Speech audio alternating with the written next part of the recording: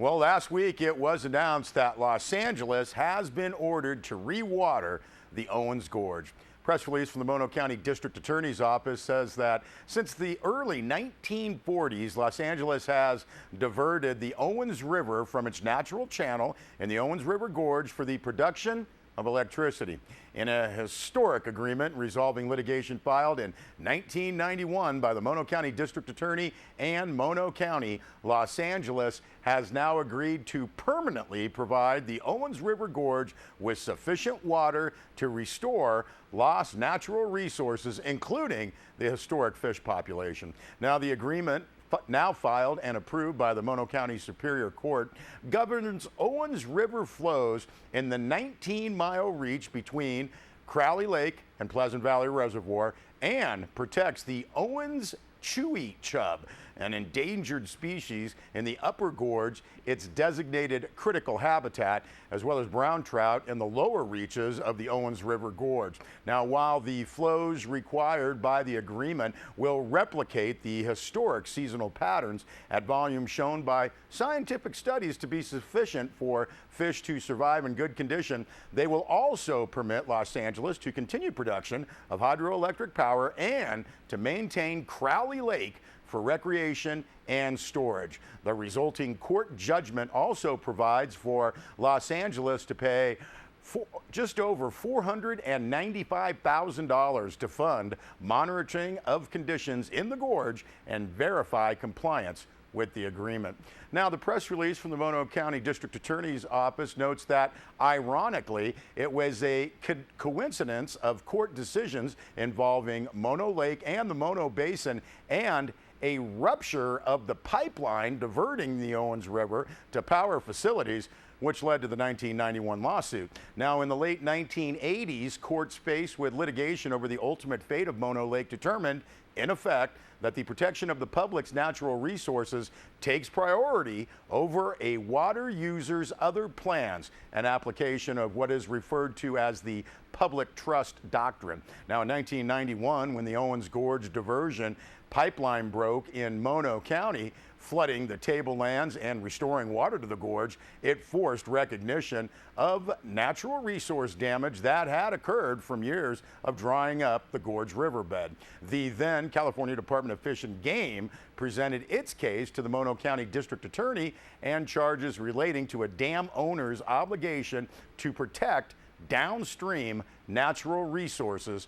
That was filed. Now, an interim agreement for temporary flows was then entered, and a prolonged period followed for scientific studies to establishment a flow regime that would maintain fish in good condition and yet allow continued production of hydroelectric power and maintenance of Crowley Lake. Now, during this time, the parties met periodically to share and debate their scientific findings, and the press release notes that ultimately a permanent flow regime was established, and there followed another prolonged period during which the parties negotiated terms for flexibility to accommodate changed circumstances and unforeseen circumstances that would allow the agreement to remain in place in perpetuity. Now, the California Department of Fish and Wildlife was then added as a party, and the final agreement was presented to the court and put in place as a court judgment. Now, the transition to permanent flows begins with a 2-year period for Los Angeles to make necessary infrastructure changes to accommodate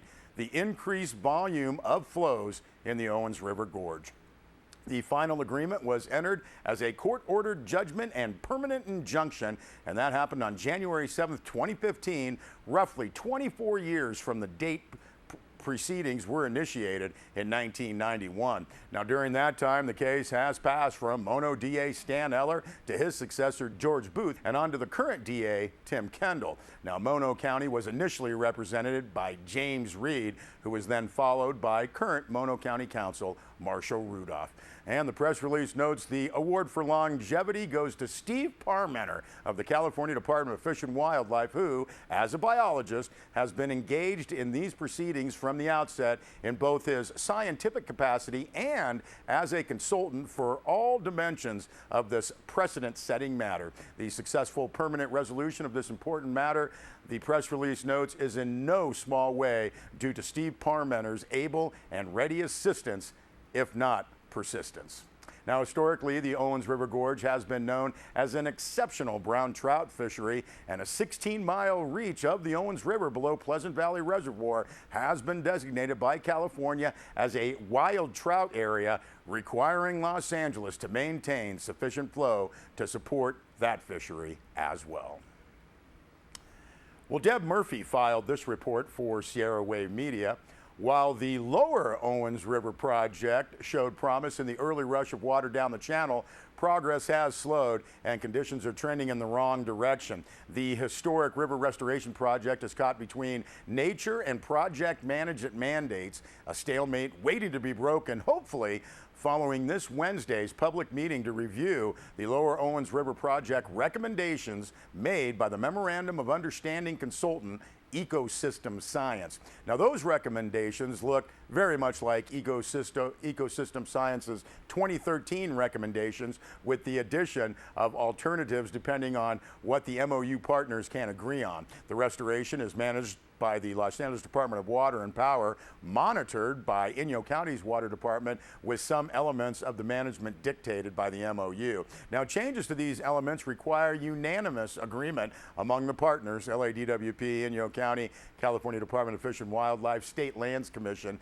Sierra Club, and the Owens Valley Committee. Now, Deb Murphy continues that the 149-page adaptive management recommendations doesn't pull any punches, comparing the Lower Owens River project stalemate to conflicts surrounding the Glen Canyon Dam, stating conflict and mistrust prevent good decision making. In essence, the project bears more resemblance to a canal than a river, with flows codified in the MOU, water quality degradation, and tule overgrowth. Now, current flows were supposed to reflect natural river flows, but don't. With a mandated minimum set at 40 cubic feet per second, the river receives far more water throughout the year than it would under natural conditions. Now, with seasonal habitat flows set at a maximum of 200 CFC, the flows fall short of what Mother Nature would send down the riverbanks. Now, the result is a buildup of biomass and a flourishing of tules that get water all year long.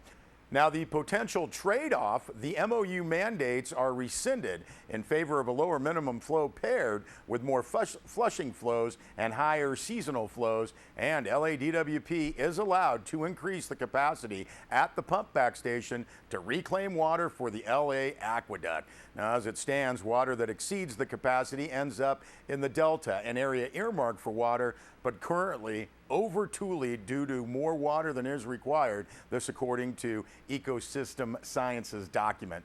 Now, if 2014 was the tipping point for the Lower Owens River project, as the consultant stated last February, predicting more fish kills, more tules, and more biomass pulling oxygen out of the water, then some management modification is even more critical this year. That meeting, Wednesday, 9 a.m. at the Board of Supervisors chambers in Independence. And again, we thank Deb Murphy for that report.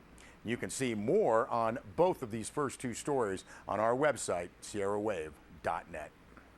Well, sticking with water, I want to talk a little bit about the Eastern Sierra Family Fishing Guide to Warm Water Fishing. Now, this is an informative pamphlet now available. The thick map-like endeavor was the result of a lot of work by many people, including those from Inyo County and the advocates for public lands. You can see it's very nicely done. As we said, more in a map format, gives you a lot of different directions to many different sites where people can go fishing as a family, as well as, well, for the disabled also. Got Buckley Pond, Rawson Pond 2, Rawson Pond 3, also Duck Pond and Sanders Pond. Also showed you Mill Pond up there at the top. And as you can see, they give you the great driving directions. A lot of folks have been living around the area for a while, but may not know how to get to these great spots, including Sanders Pond's number 5 out there. And boy, there's just a whole heck of a lot of great places, obviously, throughout the Owens Valley to go out and get some fishing in with your friends and family, as we also, well, maybe take a look down toward Aberdeen and Black Rock Canal,